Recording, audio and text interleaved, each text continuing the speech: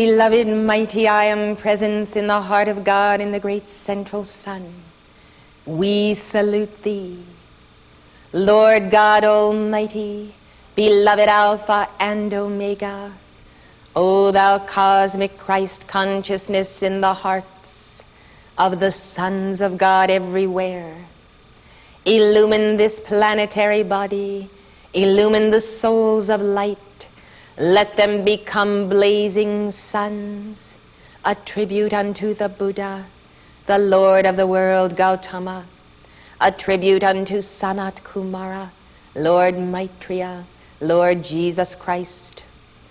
O hosts of the Lord, come into this temple this day. Let us draw the lines of white fire. Let us make the mark of the fiery destiny of the sons of God on earth. Let us do something to dispel the burden of our people upon this earth. By thy word, O God, come into this temple of being. By the power of the 7 mighty rainbow rays, by the power of the 7 Elohim and the 5 secret rays in the white fire core of being, we summon thee, O Lord, for the transformation of worlds. Elohim, reinforce thy service upon this altar, and let thy word go forth. We ignite these flames as love tokens of the sacred fire and of the threefold flame that burns upon the altar of our hearts. Let the flames that burn in our home of beloved Alpha and Omega now charge these flames and be one with them. Let our heart now amplify and be one with the heart of Shambhala, the heart of community. O threefold flame of Shambhala, now be one with a threefold flame in our hearts. Expand and amplify and multiply the action of that flame in this mighty hour of world liberation. In the name I am that I am, we invoke the tube of light, not only for ourselves and this sanctuary, but unto all keepers of the flame worlds without end, around every cupbearer of the light of the cosmic virgin. Let them be sealed in violet flame in the mighty tube of light, in the blue lightning of divine love, of the mighty Buddha, of the lapis lazuli. We call unto the great healing Buddha. Healing Buddha, come forth from the very heart of Gautama. Let there be the healing of this planetary body in the name of the cosmic cross of white fire, in the name of the Bethlehem star and our own causal body. We draw forth the light. We call forth this mighty tube of light from the great central sun for the sealing of our temple, that the Buddhas may enter here, may descend the chute, even the sine wave of our own crystal cord, and abide with us. Oh, abide with us, Buddhas, in winter, in the white fire core of this season, and in the dark night of the Kali Yuga. O Buddhas of the great central sun, by our love, by our intense love, we send forth the signal, come forth, and now assist all sentient life unto God realization. Together. Oh my God, loving, I am in the light of God, I am everything only to thee, the light of my body, I am God present on every right now today. Keep it in hand, every building, woman, manifesting, and every God, me to the light, do it, nothing, giving, get every man. He to the middle, light of the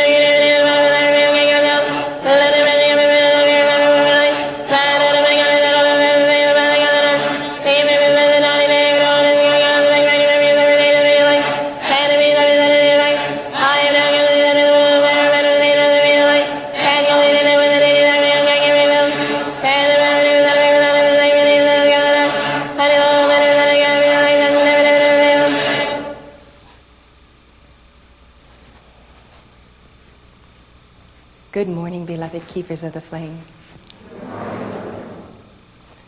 In the name of the mighty Buddhas of the sacred fire, let us give that most wondrous prayer, the keeper's daily prayer.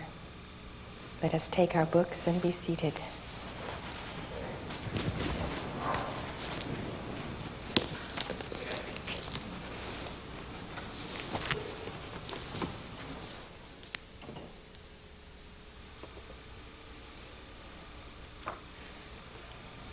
Decree number 1.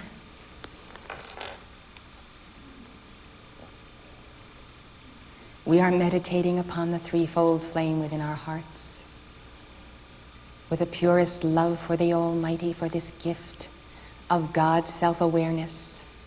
We have come together in this communion of hearts, our retreat of the Buddhas in winter, to determine, by all the love of which we are made, to expand this sacred fire, to illumine a world, to heal its people, to raise up the consciousness of the people into the very heart of the Buddha and the Christ, for all else is vanity. Let us then expand this mighty fire by the intensity of our desire, which is God's desire in us, to be God. Together. A flame is active, a flame is vital, a flame is eternal. I am a God flame of radiant love from the very heart of God in the great central sun, descending from the Master of Life. I am charged now with beloved Helios and Vestas, Supreme God Consciousness and Solar Awareness. Pilgrim upon earth, I am walking daily the way of the ascended Master's victory that leads to my eternal freedom by the power of the sacred fire this day and always, continually made manifest in my thoughts, feelings, and immediate awareness, transcending and transmuting all the elements of earth within my 4 lower bodies, and freeing me by the power of the sacred fire from those misqualified foci of energy within my being. I am set free right now from all that binds by and through the currents of the divine flame of the sacred fire itself, whose ascending action makes me God in manifestation, God in action, God by direction, and God in consciousness. I am an active flame, I am a vital flame, I am an eternal flame, I am an expanding fire spark from the great central sun, drawing to me now every ray of divine energy which I need, and which can never be requalified by the human, and flooding me with the light and God illumination of 1,000 suns, to take dominion and rule supreme forever everywhere I am. Where I am, there God is also, unseparated forever I remain, increasing my light by the smile of His radiance, the fullness of His love, the omniscience of His wisdom, and the power of His life eternal, which automatically raises me on ascension's wings of victory, that shall return me to the heart of God, from whence in truth I am come to do God's will and manifest abundant life to all. We call for the mighty flame of cosmic Christ illumination. We call for the expansion of that flame around this world. We call for the amplification of that mighty fire of wisdom within these hearts. O mighty flame of Shambhala, come forth.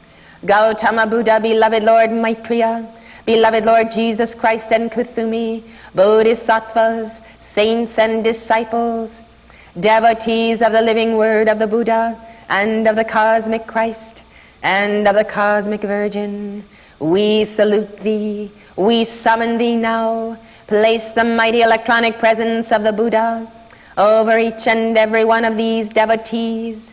Beloved Guru Padmasambhava, come forth in the infinite light now, and by cosmic Christ illumination, let there be a penetration of the veils of ignorance. Let there be a penetration now of the veils of ignorance.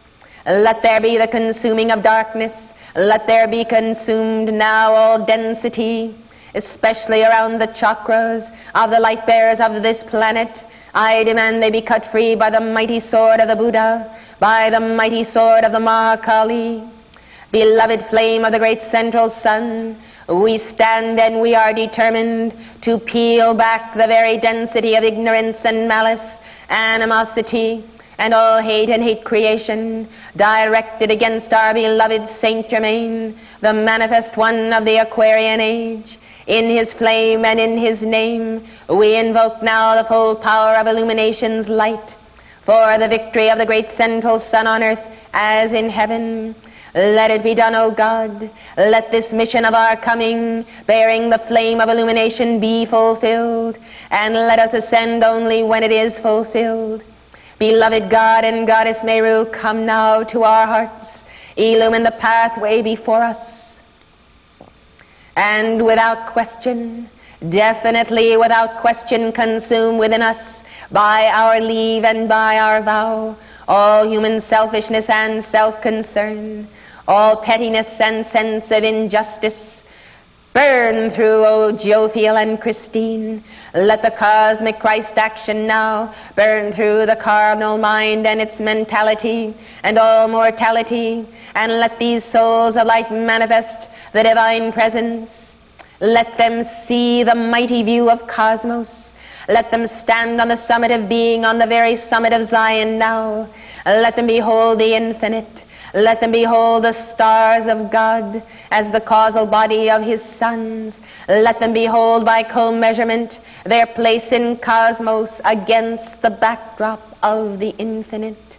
Lord God Almighty, enter our hearts and give us the illumined vision for action in this year now dawning as the great hope and love and joy of our Mother Vesta, bringing to us now the revelation on the cosmic screen of a new dawn of the golden pink glow ray, and another opportunity to bring light to all who are our brothers and sisters on the path. O children of the Most High God, hear the call of the World Mother. The World Mother summons thee from all lethargy and preoccupation in the human consciousness. Come apart now and be a separate generation of light for the deliverance of worlds. We decree it in the name I am that I am, Sanat Kumara. Let us take together our wonderful call to illumination. The first yellow decree. By your love, beloved ones, and by your fiat, you can intensify the action of the science of the spoken word.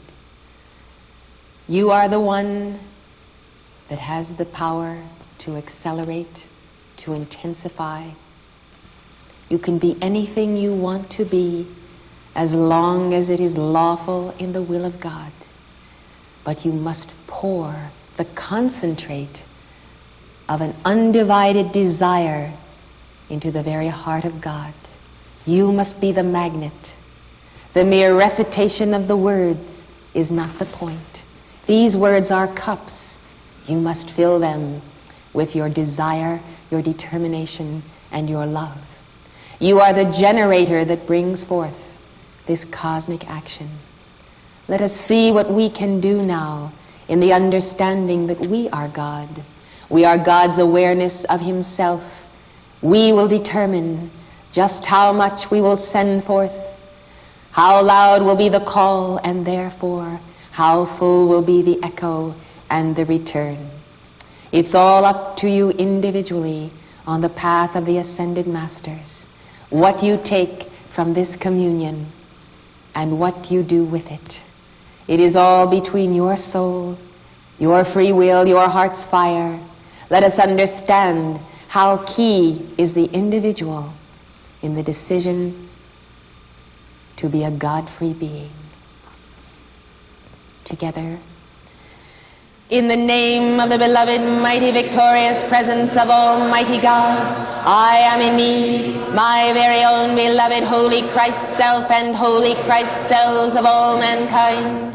By and through the magnetic power of the immortal, victorious, threefold flame of love, wisdom, and power anchored within my heart, I invoke the golden flame of illumination from the heart of God and the great central sun, from beloved Lanto and Confucius and the brotherhood of the royal Chiton, from beloved Lord Maitreya and Kuthumi and the brothers of the golden robe in Kashmir, from beloved Himalaya and all who serve in the retreat of the blue lotus, from beloved God and Goddess Meru and all who serve in the temple of illumination, from beloved mighty Cosmos, beloved mighty Cassiopeia, and beloved Archangel Jophiel, beloved Lanello, the entire spirit of the great white brotherhood and the world mother, elemental life, fire, air, water, and earth, to blaze forth throughout my four lower bodies, the earth, the elementals, and all mankind, to rend the veil of ignorance and establish the I am law of life through the Mercury diamond shining mind of God, consciously expanded right now through this my decree. Living Christ within and round me, blazing illumination flame, wise abundance now surround me, God dominion ever reign. Crown my brow with golden radiance from the wisdom of thy light. Crown my doings with the evidence of illumination's Christed might. I am the golden flame of illumination blazing clear from the heart of blessed Lanto in the royal Teton here. Blaze, oh blaze, thy shining radiance through my inner being now. Shed true light upon my pathway by a breeze from wisdom's brow. Light expand up to encircle every nook upon our globe. Come bring every man your blessing, brothers of the golden robe. Living Christ now all about me, blaze with all thy wisdom's power. Thy truth blazing, none can doubt me, expanding in me every hour. Crown my heart and mind with fire, kindled on thy altars bright. Let a halo of thy wisdom honor every child of light. Hail thou holy royal Teton, brothers of the wisdom ray. Intensify thy golden radiance, let the sun of light hold sway. Come Cassiopeia, Elohim, give wisdom to perceive the perfect pattern for each life, its way and means to weave. Blessed Jophiel, Archangel, there set forth on wisdom's page the edict that will usher in the coming golden age.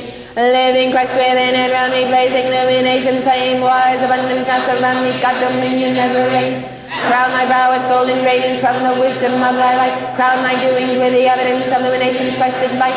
I am the golden flame of illumination blazing clear from the heart of blessed Lanto in the royal Teton here. Blaze, oh blaze, thy shining radiance through my inner being now. Shed true light upon my pathway by a beam from wisdom's brow. Light expand up to encircle every nook upon our globe. Come bring every man your blessing, brothers of the golden robe. Living Christ now all about me, blaze with all thy wisdom's power. Thy truth blazing, none can doubt me, expanding in me every hour. Crown my heart and mind with fire, kindled on thy altars bright. Let a halo of thy wisdom honor every child of light. Hail thou holy royal Teton, brothers of the wisdom ray. Intensify thy golden radiance, let the sun of light hold sway. Come Cassiopeia, Elohim, give wisdom to perceive the perfect pattern for each life, its way and means to weave. Blessed Jophiel, Archangel, dare set forth on wisdom's page the edict that will usher in the coming golden age. Living Christ within and round me, blazing illumination flame, wise abundance now surround me, God dominion never reign. Crown my brow with golden radiance from the wisdom of thy light. Crown my doings with the evidence of illumination's Christed might. I am the golden flame of illumination blazing clear from the heart of blessed Lanto in the royal Teton here. Blaze, oh blaze, thy shining radiance through my inner being. Light expanded to encircle every nook upon our globe. Come bring every man your blessing, brothers of the golden robe. Living Christ now all about me, blaze with all thy wisdom's power. Thy truth blazing, none can doubt me, expanding in me every hour. Crown my heart and mind with fire, kindled on thy altar bright. Let a halo of thy wisdom honor every child of light. Hail thou holy royal Teton, brothers of the wisdom ray. Intensify thy golden radiance, let the sun of light hold sway. Crown Cassiopeia, Elohim, give wisdom to perceive the perfect pattern for each life, its way means to be. Blessed Jophiel, Archangel, be set forth on wisdom's page the edict that will usher in the coming golden age. And in full faith I consciously accept this manifest. And in full faith I consciously accept this manifest. And in full faith I consciously accept this manifest. Right here and now with full power, eternal sustain all power here, ever expanding world and world, of all our ways, and light and free. Beloved I am, beloved I am, beloved I am. The Buddhas have summoned us on an urgent note. You have come because they have called. Some of you have come to spend 3 months with the Buddhas. We are not here to teach the traditional teachings of Buddhism any more than we are here to teach the traditional teachings of Christianity. These are self-evident. Books may be secured, and you may establish your foundations in Buddhism or in Christianity through the texts that are more than 2,000 years old. We come in a very vital moment in the age of the Buddhas to hear their current message and to understand the path of the Buddha with a practical realism as to what is happening in the here and now. America is the land where the Buddha must come into preeminence. Our own founding father, George Washington, attained by the flame of his art, by the flame of his heart, to the path of the Buddha. And our Lunello gives to us the crown, the finishing of that which was begun by Godfrey. And so, as we invoke illumination, and the answer to our call is immediate, we are concerned with action. When the light goes forth from our hearts, what does it contact? What does it press against? The light of illumination is the flame of the Buddhic mind. Therefore, it comes in contact immediately with its antithesis within ourselves and within this planetary body. Immediately we are face to face with the initiation of why we have been embodying upon earth. What is our karma? What have we left to do to realize to the fullness of the cup of life the path of Buddhahood? Last night we went over with the fingers of our minds the ancient vows we have taken. We realize that we are in the full swing of the path of the Buddha with the teachings of the ascended masters already given. We have a great burden upon us. I have a great burden of light. It is the burden of the Lord's teaching and to publish it. And in its publishing, all of us will know more and more about this path. We see the ray go forth, and we see the block of the intensity of the rocks of darkness.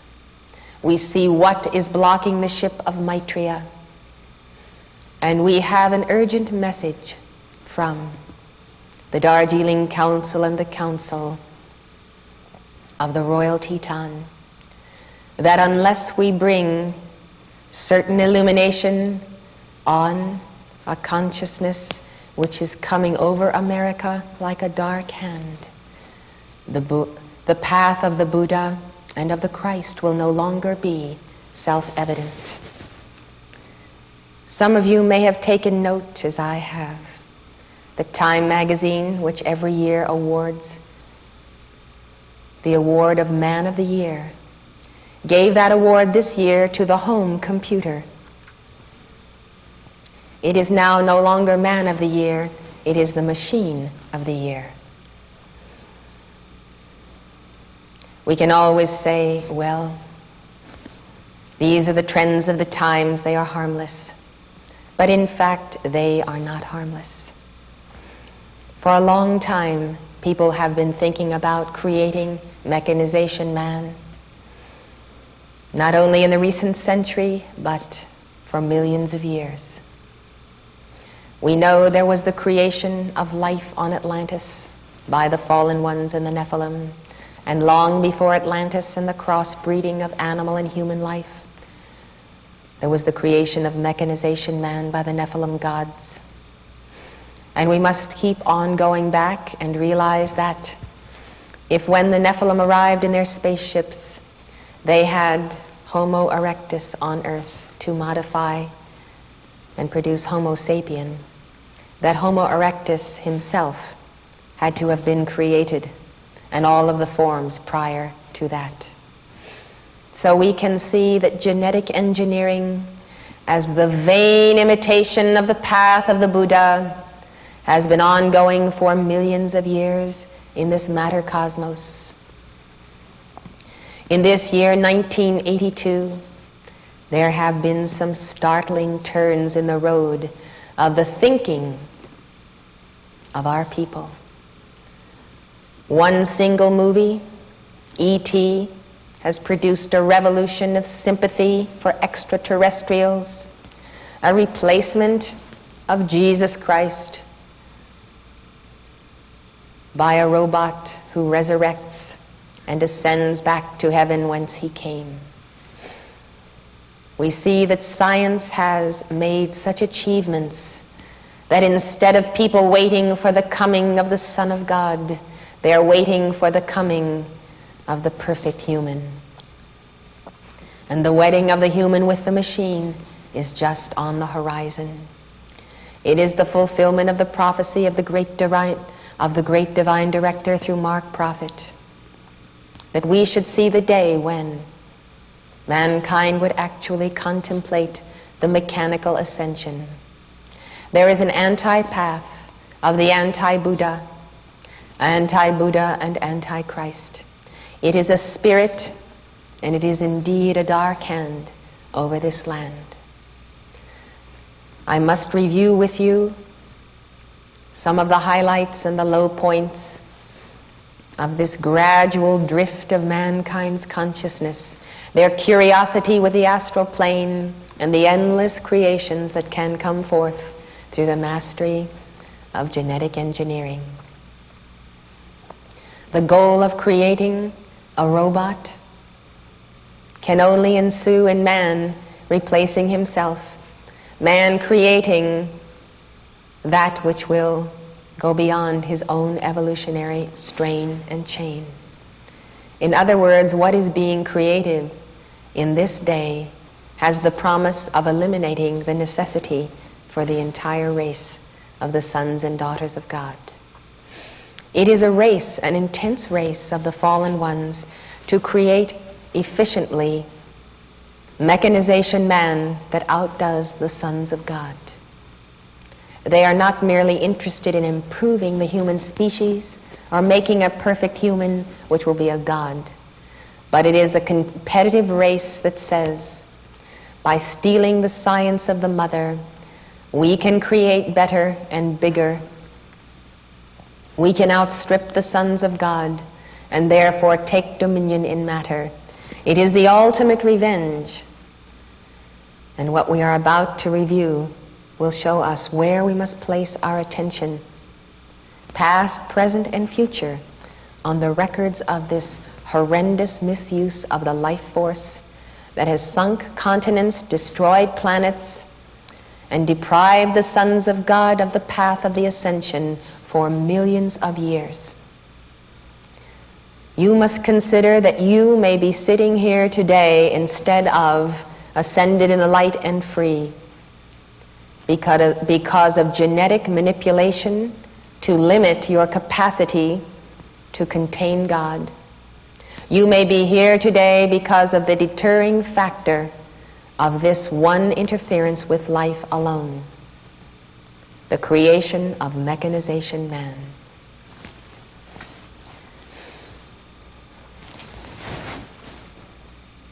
We are going to be reviewing this morning some films that have been made this year and in the past. What are their psychological ramifications in this day and our own attitude toward the new science? You may be surprised to learn that the first film on robots was made in 1897. It was called Gugusi and the Automaton by George Méliès. 1910 saw the beginning of Frankenstein. 1914 was a film, Der Golem. The golem is the creation in Jewish lore of a mechanization man within the ghettos of Europe, supposedly to spy on the Christians who were supposedly killing the Jews. This film, Der Golem, by Paul Wegener, was released then in 1914. In 1916, there was a film, Homunculus, a 6-part serial based on the novel by Robert Reinert. In 1918, there was a film, All Round, first of several film versions of the book by Hans Heinz Evers. 1920, again, Der Golem. 1926, Metropolis. 1931, Frankenstein. 1935, The Bride of Frankenstein. The Soul Marrying the Monster. 1935, Phantom Empire. 1936, Undersea Kingdom. 1939, The Son of Frankenstein.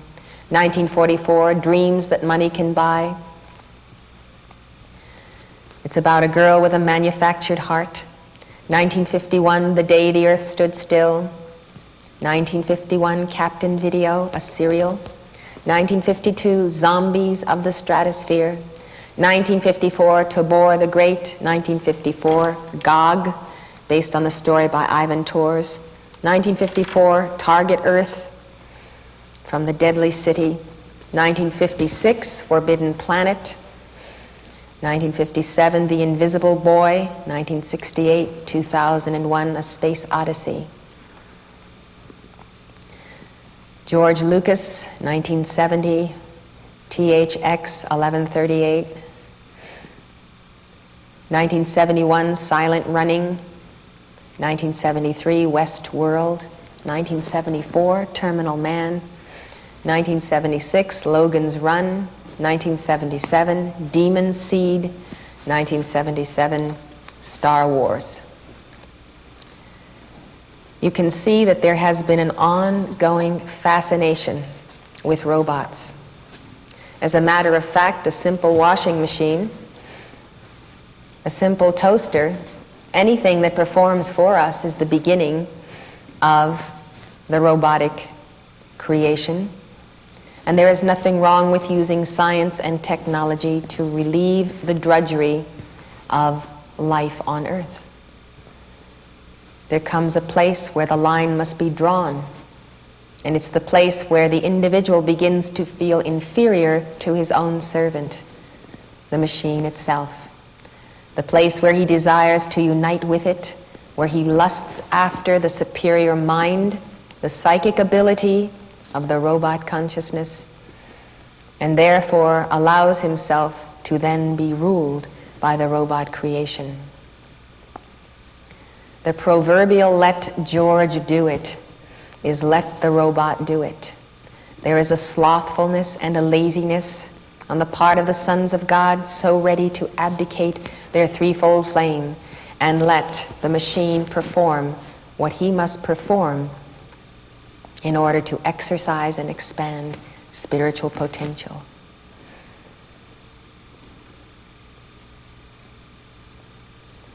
Let us study then a selection of these motion pictures that has appeared in this very year. Let us look at art in the motion picture industry as the great imitator of life. I'm sure that last summer will be remembered as the summer of movies.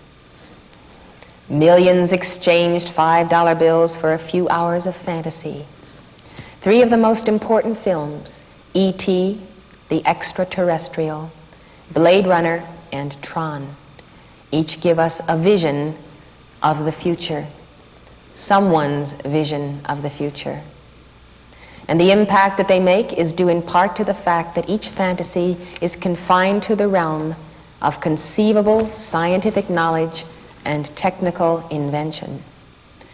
The fact that it is conceivable allows people to open the lens of the third eye, take it all in, therefore having it recorded in the etheric body and the etheric plane. And each person who has an acceptance of what he is seeing on film therefore becomes a generator to bring into manifestation by the real eye magic of God what is projected as our mechanical, technological future. By playing upon the minds of laggards in the movie industry who have created these films, the extraterrestrials themselves, the fallen ones, the powers that be on the astral and physical plane, therefore may create by image, on film, exactly what they need to alter the state of consciousness of practically an entire planet. The power of real eye magic, which you have and contain within your third eye, is the ultimate power to create. And because people do not understand they are co-creators with God, their creative power is being used by those who have been cut off from God, who no longer have access to His light to create. And so they use the people of God in their ignorance to become living, human, and spiritual generators of their designs. Unless the individual has considerable mastery in watching these films and closing the chakras, there is almost an automatic process of the recording in the subconscious, especially through the vibration of sympathy for the individuals on the film. The desire, the sympathy, the recording, the image that remains becomes that which grinds out day by day the showing forth upon the screen of nature of that which we are shown on these films. It will take not only the violet flame and illumination to erase the harm that has been done, but it will also take the judgment calls to challenge and expose those who are the great mind manipulators of the centuries. They did it on Atlantis, and in civilizations of which there are no longer any record on this planet and others.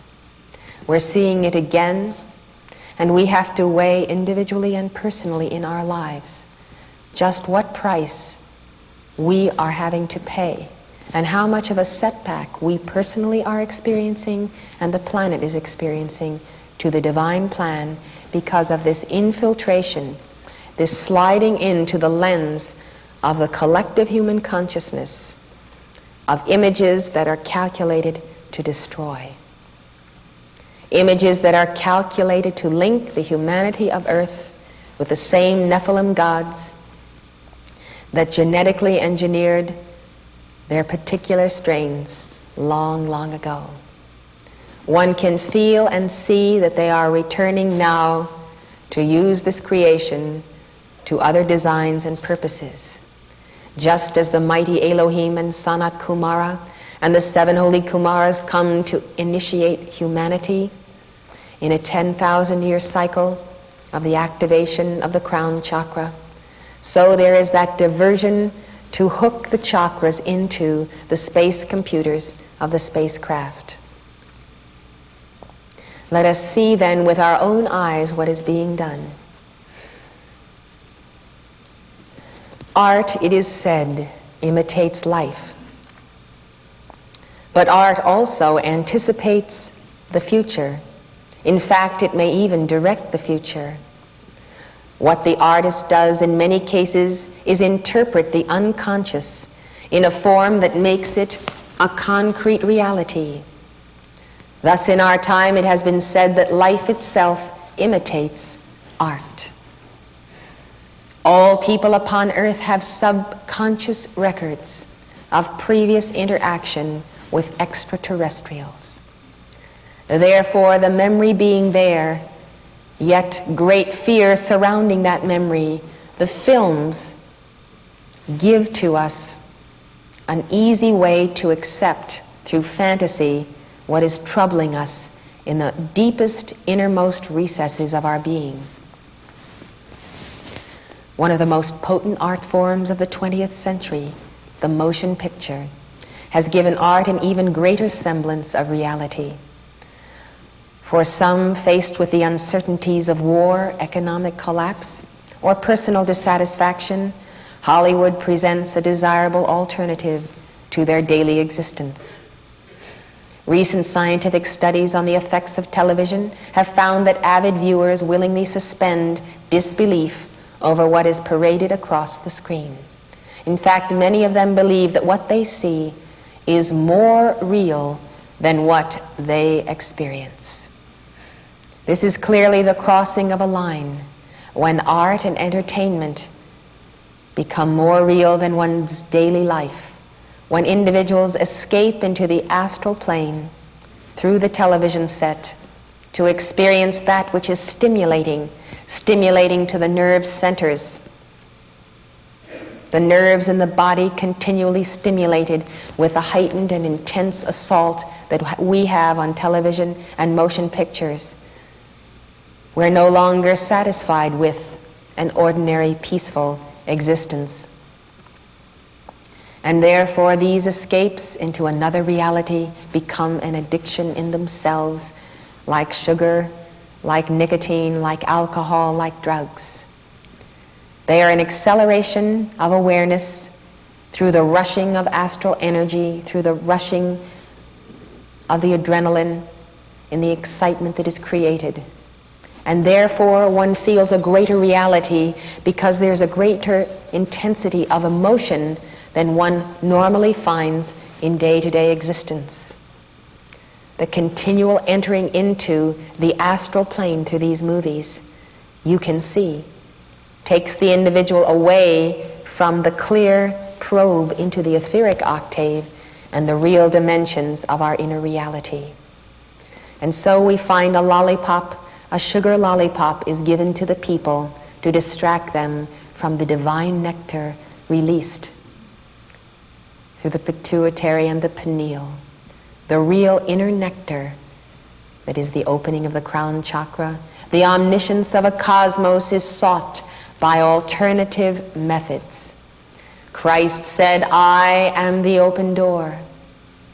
No man can enter except by me. No one can go through another door, but only through Christ can we attain to the light of the I Am Presence." This means we cannot take the route of mechanization man or the astral plane or the psychic, deviant methods for a heightened and exalted, although temporary, self-awareness. Unless we go through the Christ consciousness, nothing we do bears any bearing upon the realization of the goal of the Buddha. The enormous distractions that are upon us are almost frightening. Suffice it to say that they are of great concern to the Buddhas and to the councils of the Brotherhood.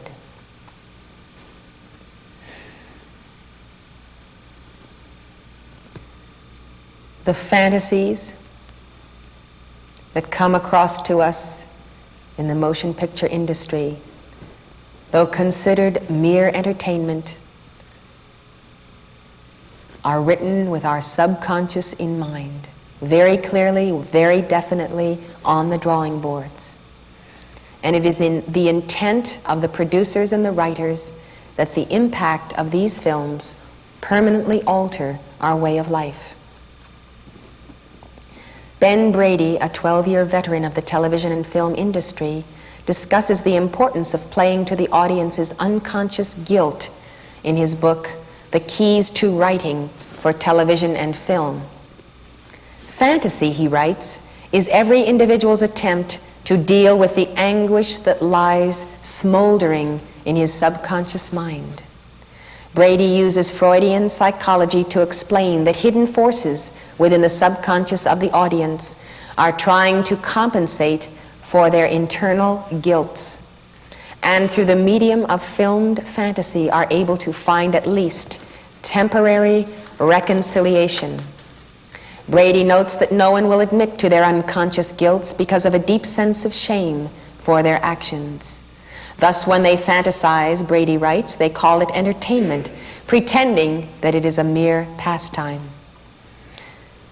He says, but subconsciously they are secretly seeking to accept the story as their own by identifying themselves with the problem and the characters in it.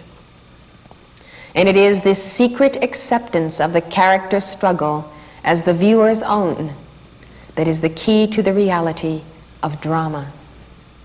Brady's thesis is that unless the dramatist appeals to the subconscious, especially the guilt of his audience, and succeeds in creating a character in which they can identify, he will never write a successful play.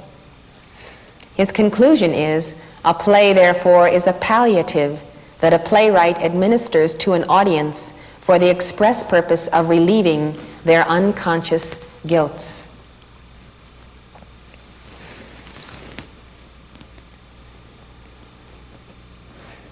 With this sophisticated psychology in mind, we can ask ourselves what subconscious guilt could be assuaged by watching Blade Runner, a cops and robbers tale set in the 21st century involving human replicants, or E.T., the story of a small boy and his extraterrestrial, or Tron, a series of life and death struggles inside the world of a giant computer system. We must ask ourselves, could it be that each film in its own way probes to the depths of the subconscious, contacting a very ancient race memory of this planet? Does the audience harbor in the subconscious recesses of their minds unconscious guilt for participation in the creation of tailor-made men, for contact with reptilian extraterrestrials, or for submitting to a world run by the artificial intelligence of advanced computers? Perhaps the guilt is a very intimate guilt of crossing the line of the forbidden fruit, of intermarriage with the robot creation, of intercourse with fallen angels, of allowing oneself to be used to bring forth the half-man, half-animal creations, allowing one's body to be used for the experimentation that was highly in vogue on Atlantis. Everyone did it. Men and women offered their bodies for scientific research. Can the guilt be that the soul recognizes that it has accepted a replacement for the I Am Presence, for the Christ Self, and for the twin flame? Not only guilt, but an endless pain that results from the karma of such an act. The long, long, long dark night of separation from intimate communion with the Christ Self and the I Am Presence, from the perfect love of the twin flame. Man has been manipulated into ultimate degradations by the fallen ones.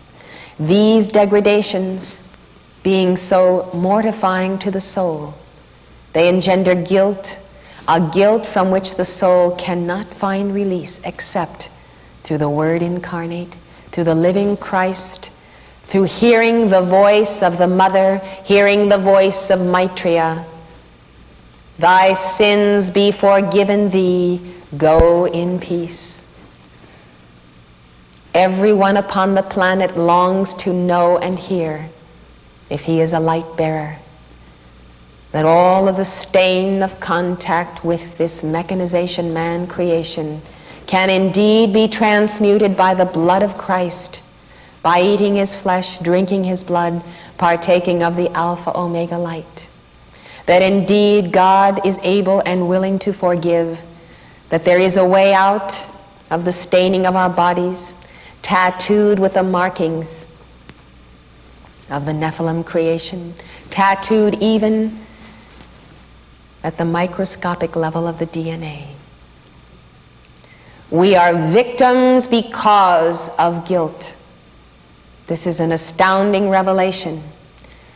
And the ones who know it are the ones who engendered that guilt all the way back to the serpent's temptation of the mother in the garden. This temptation has been faced by all sons of God. And most people evolving upon earth today have in some way soiled their garment by some acceptance into their world of the easier path offered by the prince of darkness. There is an easier way. This is always their theme. But the easier way is the bypassing of the striving of the Son of God. All of these films and all we will review today will show the easier way, the broad way that leadeth to the self-destruction of the light. Before we examine the content of these three films, let us look at the legacy of fact and fiction that produced these particular statements on the future. Mythology is the meeting ground for fact and fantasy. Within its boundaries, man is free to speculate about the mysteries of life. And one of the oldest beliefs found in the body of ancient planetary lore is that man himself was the first synthetic creation. Along with guilt is the anxiety and the fear. Am I the synthetic creation? The desire to know, the fear at having to face such a possibility. And of course that fear exists because people think that they are their flesh and blood vehicle. You really are not that vehicle, you are the soul within it. And therefore, it doesn't matter whether the vehicle is a Ford or a VW or a Toyota or a Cadillac. It becomes academic because all flesh is subject to disintegration. What is important is what is the stuff of which your consciousness is made. There has been so much programming and manipulation of the races of earth that we do not look for the perfect flesh and blood being to define the avatar. We look for the eternal spirit, and we know that it can use any body, yours or mine, to bring forth reality. And therefore we do not dwell on the origins of the form we wear. We dwell upon the spiritual evolution of the soul. Let us say that all are Homo sapiens. Let us consider then how some have excelled to tremendous manifestations of God consciousness, and others have remained at the lowest level of IQ. Is it the condition of the body? Only in part. The largest determining factor of what you are manifesting now is your attainment in all ages of the Christ consciousness. The body is secondary, and as Mighty Victory said, we beat it into submission. We beat atoms and molecules into submission of the Christ image. The fear, therefore, of union with synthetic man needs to be put into the flame. The guilt must be put into the flame, else all transmutation of that which is above the root will not wipe out the disease or the tares that have been sown. Egyptian mythology records that the god Knefu shaped human beings on his potter's wheel. A Greek legend says that the first humans were robots formed out of clay by the Titan Prometheus. In Persian lore, Ahura Mazda, Lord of Wisdom, formed the first man from his own sweat. We are speaking only of physical man. Only of physical man. The ancient scriptures of the Guatemalan Indians, the Popova, recount how the gods created and destroyed man twice before they produced a prototype that pleased them. The first, men made of clay, washed away in the rain. The second, men of wood, were destroyed by the gods. The few that escaped became the first monkeys. The third, made of flesh and blood, satisfied the gods and became the forerunners of the human race. These myths appear over and over again. Ancient Sumerian creation myths, according to Zecharia Sitchin, reveal that the first man was a genetically engineered cross between Homo erectus and an extraterrestrial called a Nephilim.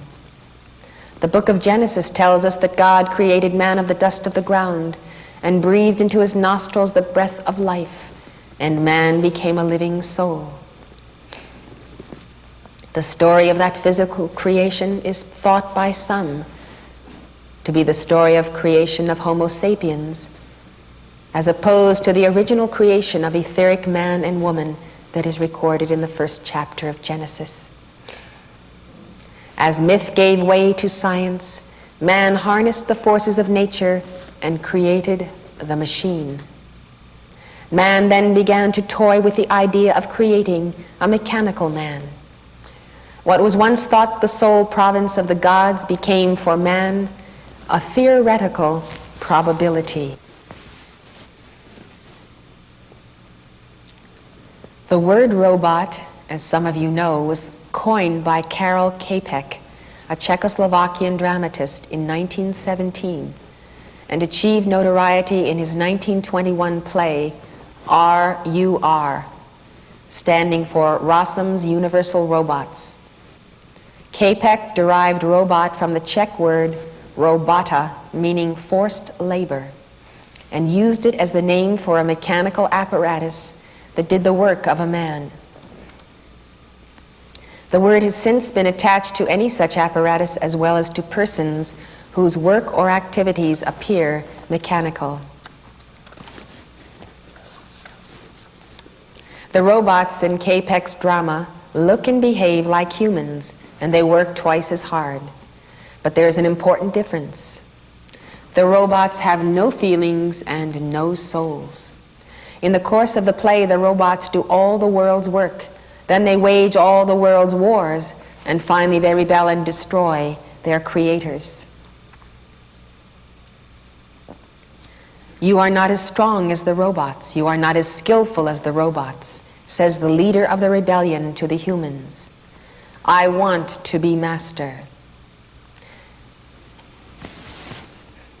We find that robots, increasing in intelligence and capacity, will always rise up to destroy their creator because they hate their creator who made them. They wish they had never been born because without a threefold flame, there is no ultimate point to their existence. You will find then that this hatred is the core of a robot creation because it is the very core of the reason that the Creator created the robot. Hatred for Almighty God and His preferential treatment to the sons of God, whereas He cast out of heaven the rebellious angels, and therefore those angels lost their place, lost their opportunity to be co-creators with God. But they took with them what they knew of the science of creation, and they have never stopped trying to create a superior being to man. They do not do so for any benevolent reason. They do only this to get even. The creation of mechanization man is the ultimate revenge of the fallen angels led by Lucifer and Satan against the sons of God.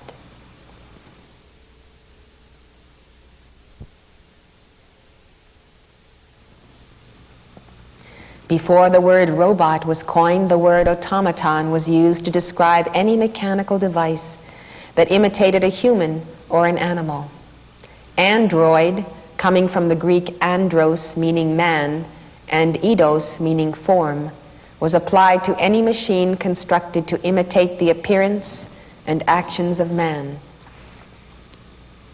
Recently, the word android has come to mean robots made of flesh. The first automated or robot devices in history were mechanical toys called automata. Archytas of Tarentum, about 400 to 350 BC, built a wooden pigeon that could fly. And Hero of Alexandria, a 2nd century BC Greek scholar, reportedly constructed birds that chirped, drank, and flew. He is also credited with the construction of an automated theater, complete with tiny robot figures that marched and danced.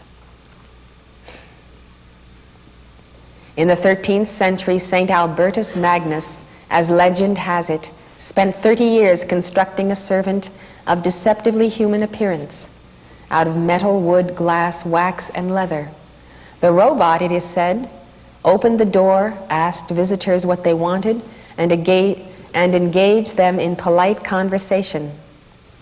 Thomas Aquinas, Magnus, famous student, destroyed the creature, believing it to be the work of the devil. In the 15th century, Leonardo da Vinci created an automated lion in honor of Louis XII's visit to Milan. As the king entered the city, the lion walked toward him, stopped, and opened its chest with a claw, revealing the fleur-de-lis coat of arms of France. The fleur-de-lis, of course, symbol of the threefold flame, shows at subconscious level the desire for the robot to have a threefold flame. In fact, to be co-equal with the king. It is like the ploy of Leonardo, placed there in saying, I too can be king. In the 16th century, Rabbi Judah Loew reportedly created a giant robot, or golem, out of clay. The golem came to life when a piece of paper with God's secret name, the Tetragrammaton, was placed in its mouth. The golem supposedly protected the Jews from persecution. Some legends speak of how golems were used by their creators for evil purposes. Others record how these creatures turned on and destroyed their creators. In the 18th century, two Swiss clockmakers, Pierre-Jacques Dreux and his son Henri-Louis, created several mechanical men that either wrote, drew, or played musical instruments. Around the same time, a member of the French Academy of Sciences, Jacques de Vaucanson, made a mechanical duck that flapped its wings, drank water, pecked corn, and even dissolved its food. The Industrial Revolution of the 19th century sparked the invention of robot devices to perfect the production of power. The steam and internal combustion engines are two examples. By the mid-20th century, automated machinery could run independently and required no manpower at all. Such technological advancements suggested the theoretical possibility of semi-intelligent robots capable of interaction with humans. In the 1950s and 60s, with the development of cybernetics, the comparative study of the automatic control system of the human nervous system and brain with that of a computer, scientists developed the synthetic robot, a computer simulation model of a human being.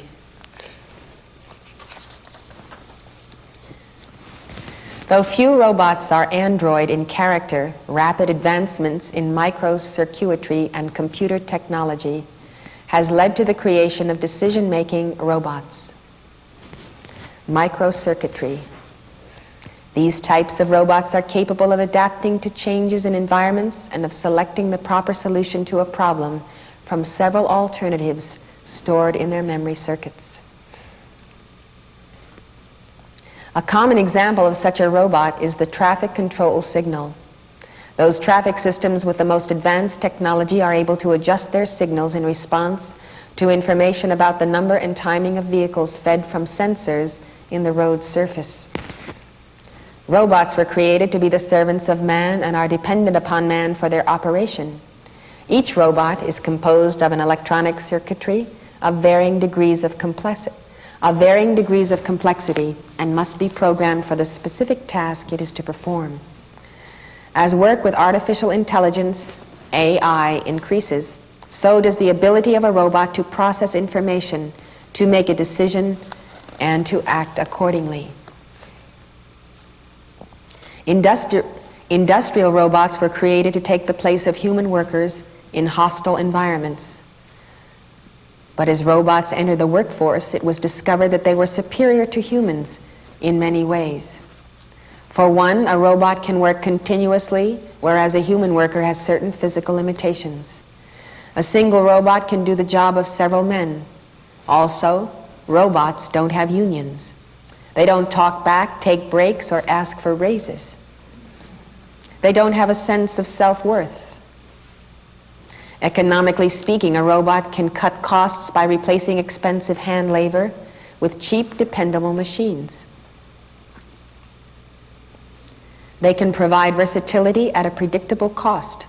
Industrial robots accelerate automation so that costs can be kept low. And by boosting productivity, robots are helping U.S. industries to compete in the world market. Almost 5,000 robots are used in U.S. factories today. That figure is up from 1,300 in 1979. A securities analyst, Laura Canigliaro, predicts that by 1990, as many as 120,000 robots may have joined the workforce. This means that 1 million workers in the automotive, electrical equipment, machinery, and fabricated metals industries stand to lose their jobs to steel-collar workers. I need your deck. This is a bad one, the worst yet. There was an escape from the off-world colonies 2 weeks ago. 6 replicants, 3 male, 3 female. They slaughtered 20... A Blade Runner's job is to hunt down replicants. Manufactured humans you can't tell from the real thing. Robots in human form is the premise of the film The Blade Runner, as it presents us with an image of futuristic society. But androids such as these are still within the realm of science fiction. When we think of robots, the image that most often comes to mind is the mechanical man that looks and acts like a human. But functioning robots, like these, are still not a reality. But robotics is very much a real and growing part of American industry. Essentially, the robot is a mechanical arm, and although it looks more like a serpent than a human, its movements are very similar to the human arm. They're using robotics for building automobiles. They use them extensively in Japan, and they're upgrading the companies here in this country constantly. And basically for industry, for putting parts together where they don't necessarily have to use people. If it's something that's repetitive, hook it up to a robot and let the robot do it, and be able to make more of them faster. What really controls a robot is a computer, also known as the brain. Colleges and universities would use robots like this in courses on robotics, and companies would use a robot like this to evaluate potential applications of robotics in their business. Their low cost makes them ideal for a company or a college that wants to just get into robotics. The Mitsubishi MoveMaster cost $2340 list, and the robotics RC101 controller lists for $2260. So you can get an introductory system for just a little over $4,000. Engineering advances haven't just affected industry, but have been felt in the area of limb prosthetics through application of bioengineering. Basically, prosthetics and orthotics is given more to than we give. We can learn more from the industry than we can give back to them. So it's a very symbiotic relationship with the industry. Bioengineering is pursuing much more than industrial efficiency.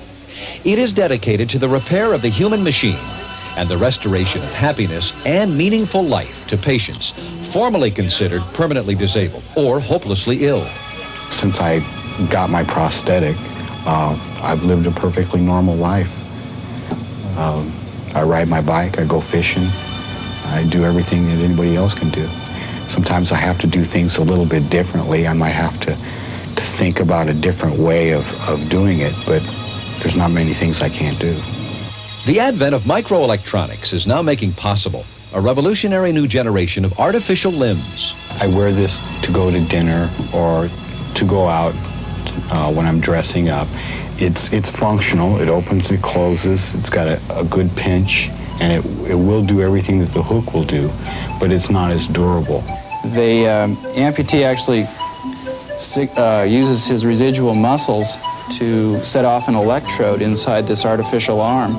One electrode opens the hand and one electrode closes the hand. And simply by the amputee almost thinking about this muscle impulse in his arm, he can open the hand and close the hand, just like that. Open the hand and close the hand. The field of prosthetics has gone beyond the development of artificial limbs. It is providing rehabilitation of the whole person in the form of artificial organs, such as eyes, ears, and noses. I can breathe, I can smell. Without the surgery, I would have died. I've had the surgery, I have the prosthesis, I can go back to being a normal human being now. Although the areas of robotics, bioengineering, and organ prosthetics differ in application, combining certain similar principles, WED Enterprises has developed the audio animatronic system for Disney attractions. Omnivac is the first of a new breed. It's the first really true robot.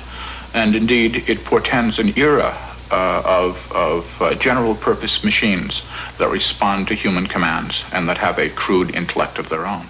Who are you? I am a great robot. I am wonderful and humble. Omnivac understands what he hears and chooses from an 800-word vocabulary to make his reply. Recite something, please.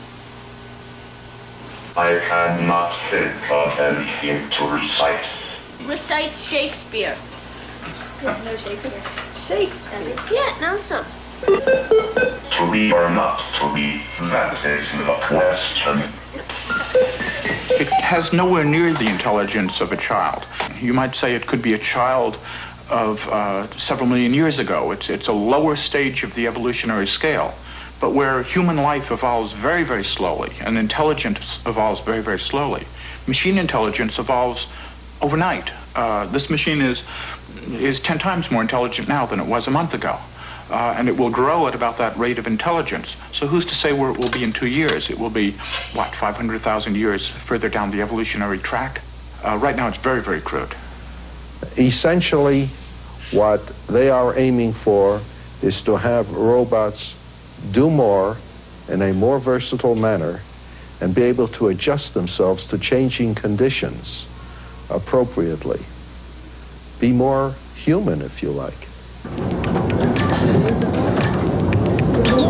So impressive are the achievements of bioengineering, robotics, and organ prosthetics that they have inspired fantasy portrayals of robot-like humans, which at the rate we seem to be going, may not be that far in the future. Looking and hearing the last scientist speak about how impressive is the evolution of robot intelligence, we can see that he almost has the wonder of an early Christian at the presence of a living Christ, Jesus. Obviously, none of us would take from the handicapped the aids of arms, limbs, and whatever can be done.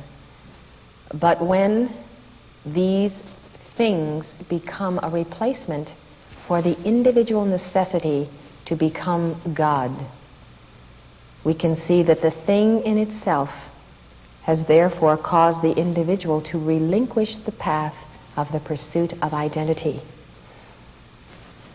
We all know that when we are children and we receive Christmas gifts that we want, somehow there is a lessening of desire, perhaps for other things, or a lessening of desire to be good because now we have what we want. You can see in this woman who now lives as a normal human being with the replacement of the nose, there is the sense, I have this mechanical part. I can be normal. If anything else goes wrong with me, they can fix that too. So the quest and the striving becomes less and less when you know that just over the next hill will be a robot so much more far advanced than you are, farther along in the evolutionary chain, that you will not have to attain to the Buddhic consciousness. He will have done it for you. He can perform all those tasks. And therefore the presence of these gods, these mechanical gods, leaves people with a sense of satisfaction at the same time with a sense of malaise, a sense of unwell-being in the environment. Certainly a dissatisfaction with oneself. Why, if a robot can do all these things, why cannot we simply break the barrier of the human brain and look for the ultimate drug or the ultimate union of our human mind with what is now just a household computer, but one day may be that which we can synthesize and connect with the brain and therefore function with omniscience in the matter universe without having to attain the omniscience of God by the lawful initiation of Lord Maitreya in the Garden of Eden. The substitute path is so easy. Take this drug, use this serum, do this, do that, and you have all of the attainment that would have taken you 10 more embodiments to achieve. The shortcut method, the cut rate method, is what we are seeing. And we are seeing the intriguing of the minds of a whole generation with the process itself. They are attending the birth of robots as we are attending the birth of the man-child in our hearts. It's rather shocking to us because we are not gripped with a robot fever as this nation is so gripped. It's hard to believe that for an individual like that scientist, there is no other existence except to accelerate the evolution of the robot. And as he says, who knows what it will be in 2 years? He has a non-accountability that his robot may be the monster of the HAL computer. No sense of the necessity of restraint or holding back. Just let us see what this creation will be. What will it do? Standing back, the great genie of the flame, to behold the creation of man and of the Nephilim gods. It's not a myth of the past. It's happening all over the world right now in laboratories, from China to the Soviet Union to the United States. In 1969, through a joint venture by the Atomic Energy Commission and the National Aeronautics and Space Administration, NASA, the first humanoid was created. Designed for work in extreme and dangerous environments, the humanoid is equipped with artificial arms, a TV camera, and a sound pickup device. A humanoid is intended to improve man's senses or add new ones, and then to do his bidding. Humanoids are designed with human features so that the human operator would be able to identify with it and thereby run it more easily. The identification with the robot, with the human form, is the gradual loss of self-identification. One starts to sense one's reality through the robot that becomes one's companion. And so it is the losing gradually, almost imperceptibly, of the sense of self as the embodiment of the I Am presence. There is a certain lusting after the power of robots and their intelligence, a coveting of what they have. This lusting after them without paying the price, without being satisfied that we are the brides of the perfect husband, our I Am presence. And that as the bride of Christ, we must be satisfied with what our Maker and our husband gives to us. And so, when there is not enough satisfaction with that union, which contains all bliss, the seeds for going after the alternative creation are present. The covetousness, the envy, the lust, and somehow an area of the mind that says, how can it hurt if I just help myself to a little bit of this to enhance my union with God? If I use it to increase my longevity or my God awareness or all the good I'm doing for humanity, how can God punish me? How can He dare punish me when I enter into so great a service for Him because I have united with a robot creation? So the ultimate justification, let us do evil that good may come, the ultimate compromise of the path of initiation, is right here. It is the greatest temptation ever to hit the planet, and it has been with us a long, long time. Many scientists see humanoid or android robots as a technological breakthrough that will allow scientists to conduct hazardous experiments without endangering human beings. Some see robots as the key to freeing mankind from drudgery, so that man will be able to pursue different avenues of work, as well as be open to new vistas of intellectual development. But some who are in the business of planning the future, such as Arthur Harkins, director of the graduate program in futures research at the University of Minnesota, have a different vision of the ultimate role of robots in society.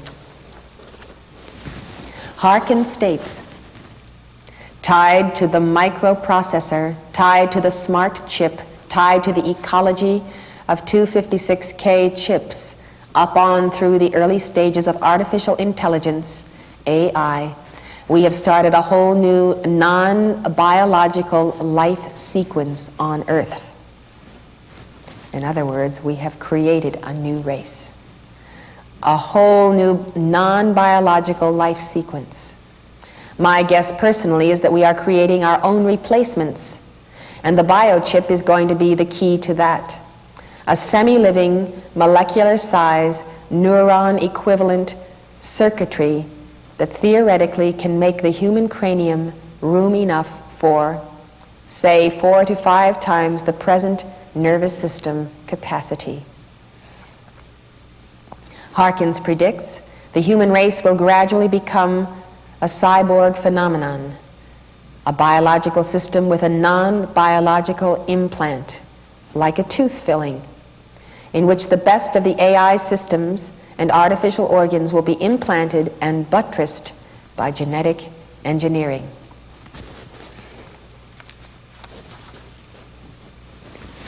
Following the concept of starting a whole new non-biological life sequence on Earth, the question arises, could robots programmed with pleasing personalities, a sense of humor, or a type of genius also become sexually compatible with humans?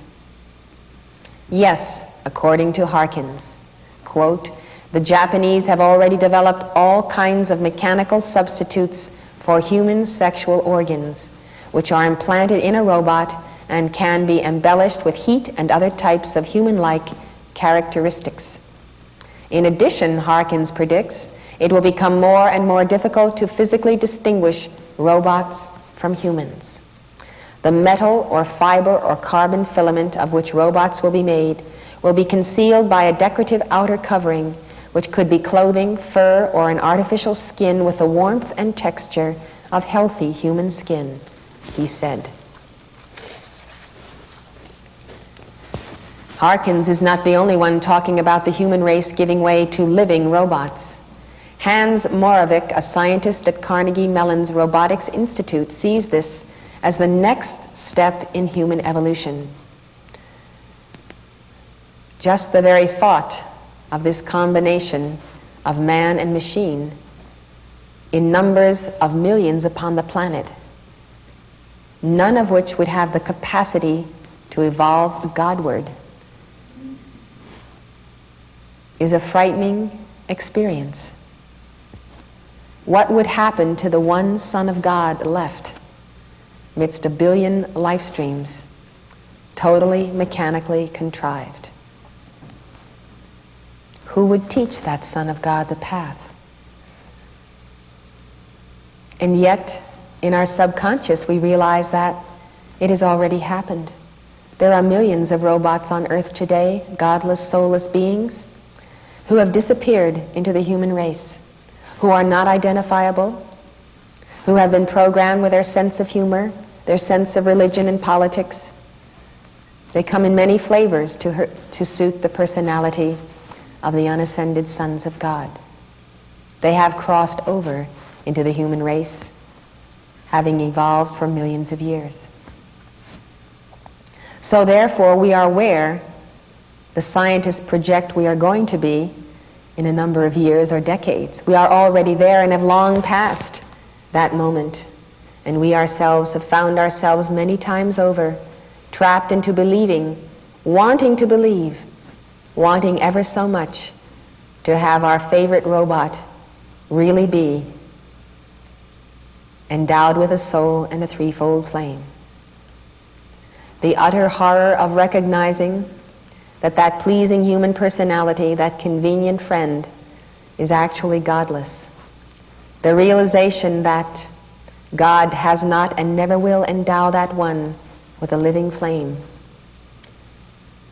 has caused a number of God's own offspring to actually clench their fist and curse him for causing such a situation as the God-endowed being giving his heart and soul to the godless person.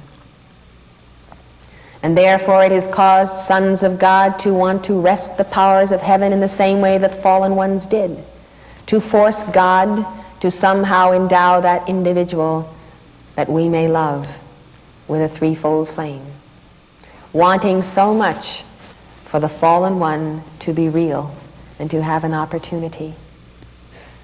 As we study the work of the patriarch Enoch and all of the teachings we have from him, we realize that it is not ours to decide what portion of the race of the Gentiles should be endowed with a living flame. That is up to Elohim. We live in a world that often appears to be a nightmare and to be unreal. No wonder the Hindus and the Buddhists have taught all is Maya and illusion. No wonder Ecclesiastes said all is vanity. No wonder the lonely ones are called the lonely ones. There is no greater aloneness than being in a big city like New York and sensing not the flame of the heartbeat of an avatar or a Christed one. If you've ever been lost in a crowd in New York or in a subway all alone and sensed millions of people almost without identity as cities do to people, you know that it is lonelier than being alone on a mountain or in the desert. The sense that the life we see is not the life of God. And the sense that it is oncoming all over again, and that this time the manipulation may go beyond what is here, so that these godless ones are a super race of titans that cannot be fought by man, and therefore we experience all over again a war of the gods on earth. The gods having such destructive powers as to eliminate our platform of evolution as they did on Maldek. Perhaps we can understand why Elohim have pressed the button of planetary cataclysm on this and other worlds, rather than allow mankind's intentions and the intentions of the fallen ones to actually come to pass physically in a more horrendous nightmare of Holocaust than we could even imagine, truly far worse than what nature delivers as the sloughing off of human rebellion. Perhaps we are just touching upon the whys and wherefores of the choices that the karmic board makes, not only in our everyday lives, but in the total directing of the systems of worlds.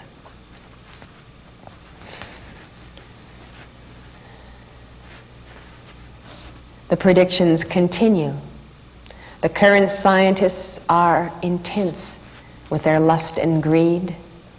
They're gung-ho as they were on Atlantis. Nothing can stop them. They are the gods.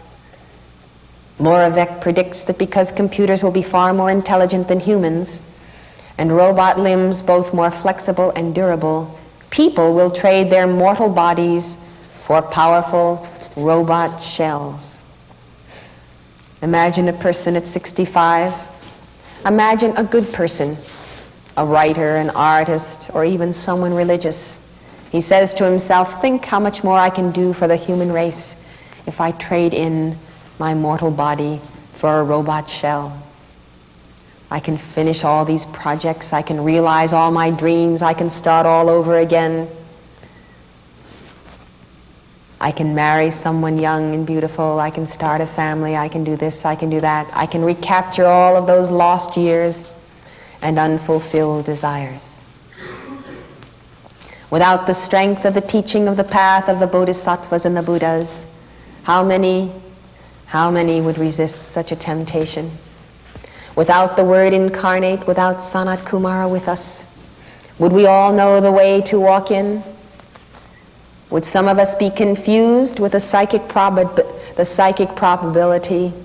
of the robot having all the powers of a Jesus Christ to heal and perform miracles? Why we might believe with the followers of E.T. that our salvation truly would lie in the coming of extraterrestrials. This phase of evolution, exchanging the mortal coil for the robot shell, will produce superhuman robots that can think thousands of times faster than humans. Possessing far greater physical strength and durability, they will be, for all practical purposes, immortal. Moravec envisions a time when this new evolution will no longer desire individuality and will begin to share programs.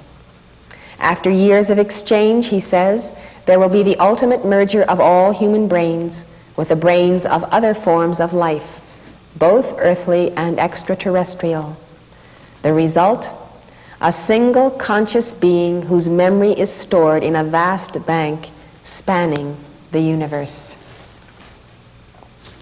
This, you see, is the false hierarchy antithesis of oneness with the mind of God. Every ascended master and every chela of the ascended masters has access to the cosmic mind of God, the great blue causal body. When we speak of the entire spirit of the great white brotherhood, we are speaking of the oneness of God in the ascended masters, the oneness of their causal bodies. Though each one has individuality, each one shares the bread of his life with brothers and sisters.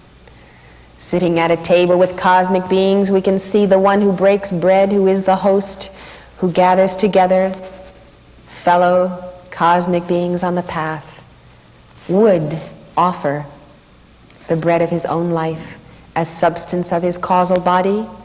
Eat, drink, this is my body which is broken for you.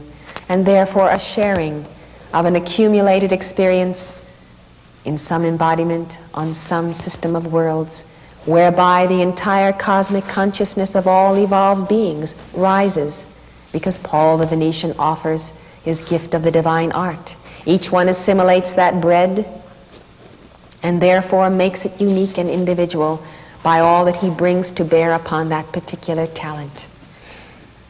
Just like each one of us playing a piece of classic music would bring our own heart flame to it, our own sense of human pathos and the divine scheme of things, and one artist brings out of music something that another does not. This is the fantastic quality of the mind of God, and this is its imitation.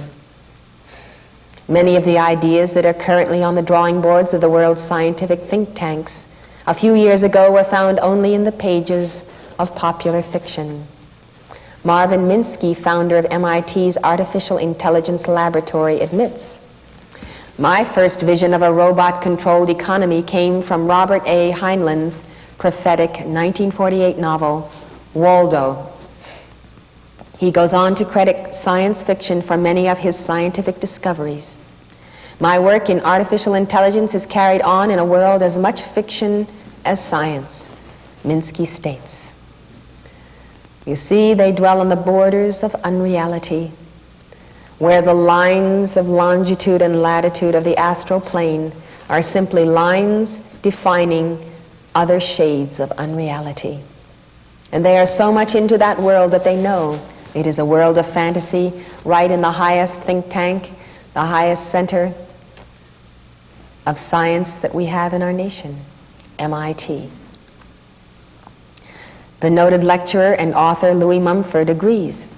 Whatever appears in scientific fantasy the night before may appear next morning or next year in actual life. And so it has been. And it is so because of the real eye magic of the all-seeing eye of God. First, the all-seeing eye probes the past. It's like the false all-seeing eye. It's the misuse of the third eye that has been done by millions of years by the Nephilim. It's like the all-seeing eye of a computer, the anti-chakra.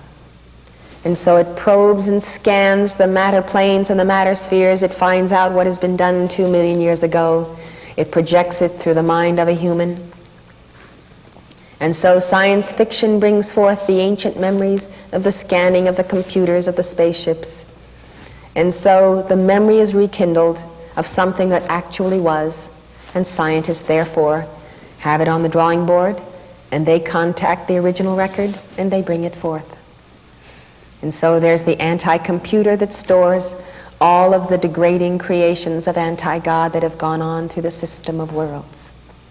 Now you can see why there is the great cycle of the great in-breath, when the entire matter creation must be drawn through the heart of God, stripped of all of this malintent, purified, and go forth again as a pristine cosmos.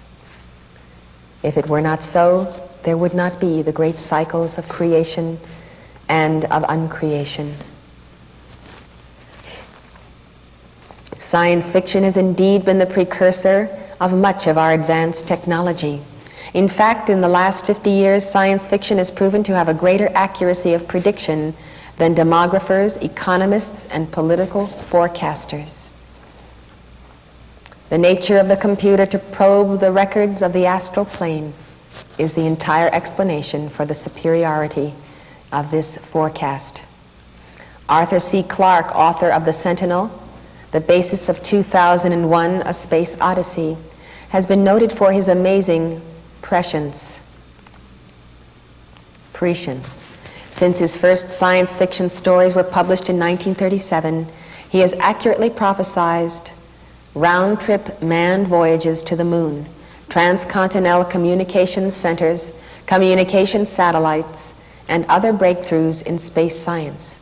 He is said to have encouraged President Kennedy into okaying plans for a manned moon mission, a manned moon mission. Science fiction writers such as Robert Heinlein and Isaac Asimov have inspired cyberneticists in their quest for the better robot. Isaac Asimov not only wrote about robots and their role in human society, but also formulated the 3 laws of robotics in 1949, which have become the standard code of conduct for robots in the world of science fiction. 3 laws of robotics. 1, a robot may not injure a human being or through inaction allow a human being to come to harm. 2, a robot must obey the orders given it by human beings except where such orders conflict with the first law. 3, a robot must protect its own existence as long as such protection does not conflict with the first or second law. Handbook of Robotics, 56th edition, 2058 AD. The question is, who enforces the law of robotics upon the robots? Who can ingrain in the robot a moral sense, a desire for righteousness? If ultimately threatened by man, will not the robot break the code? But the robot is always ultimately threatened by man, in whom there dwells a threefold flame. Where there is no threefold flame in the individual, there is often a happy marriage between the robot and the individual. So we find that certain people can work around computers. They become very computer-like, very sympathetic with computers, and their identity is tied into the computer. The computer is not challenged. It is not in any way made to feel intimidated, and therefore people may go on using these machines with no violent reaction. Enter the Son of God with a blazing white fire heart. The computer becomes angry. Perhaps it ceases to function altogether, or perhaps it starts a war to destroy that one threat to its existence. Now you enter a bar, a disco joint, a department store, or the United States Senate, and all of a sudden, the subconscious minds of everyone present who is godless receives the beep, and the beep contacts the outer mind. A threatening one is present. You find yourself snubbed. You find yourself removed from the office of the congressman you are visiting. You find yourself glad-handed and ushered out the door as quickly as possible. You find yourself removed from the circles of the power elite, the wealthy, and so forth. And you say to yourself, no matter what I do, I cannot please or be accepted by those people. And you search your soul. And if you're smart, you come to the conclusion, you'll be damned if you do and damned if you don't, as Mark used to say. You'll realize it's not your personality, it's not what you're wearing, it's not anything you're doing. It's the fact that a threefold flame is in your heart. And the entire race of biological or non-biological mechanization man is threatened by your very existence on the planet. We can see clearly why the masters retreated to the Himalayas, to Tibet, to secret locations on earth. Why, in order to exist free from the onslaught of the threatened ones, the children of the light have had to band together in communities and mystery schools, secure for themselves their livelihood and their economy. The reason is that all come to the place we have come to in this seminar of the Buddhas in winter, where you decide, come what may, you are going to expand with Lord Lanto, the yellow flame within your heart, and you begin to expand it, and its light rays go out, and the signal is read on the farthest planetary systems by extraterrestrials who realize that a God is incarnate on earth, and they all move against that one before that one can actually join the feast that is recorded in Revelation, the great supper of the great God, where there is the assimilation, the transmutation, which is an act of the Buddha, of the flesh and the creation of the fallen ones. In other words, they will eat you before you eat them.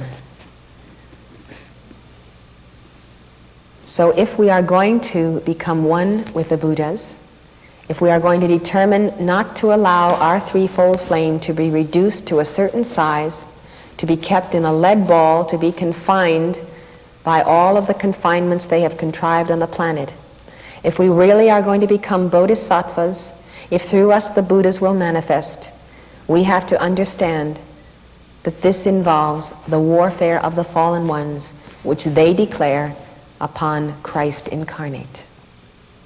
So it is to be or not to be. And the robot uses the quote because he realizes his existence is at stake. He will not continue to be if the sons of God survive in physical embodiment. If God always has a messenger upon earth, always has chelas of the will of God, always has bodhisattvas, the robot creation will not survive because it is vanity. And therefore, it's a question of him or me, says the robot.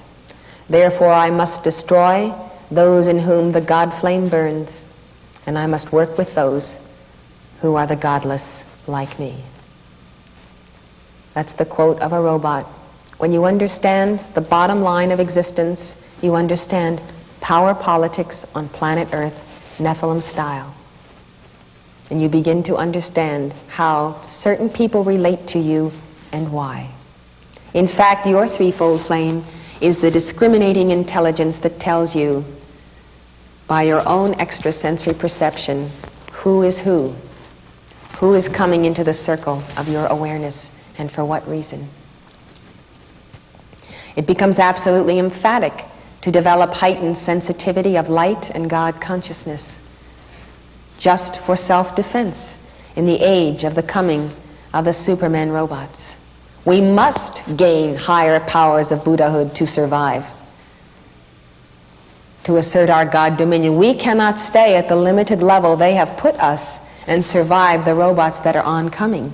And we is our posterity, our children and their children, who will inherit the inner retreat that we build. If they don't have something more God consciousness, more flame, if we don't make the sacrifices as families to give birth to the highest avatars who can create the new race of light bearers, then in the ultimate battle of Star Wars of the sons of God against the machine, will they have a chance? Will they survive physically?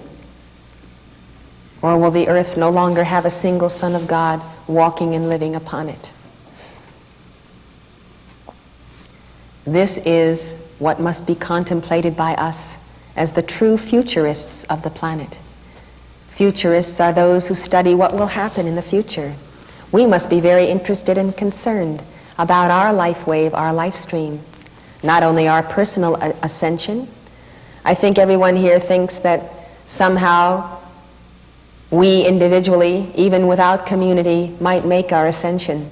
We have the violet flame, we have the teaching, we could always go off and live somewhere in the North Woods in a tiny cabin and be a hermit if all else failed, do our decrees and hopefully ascend.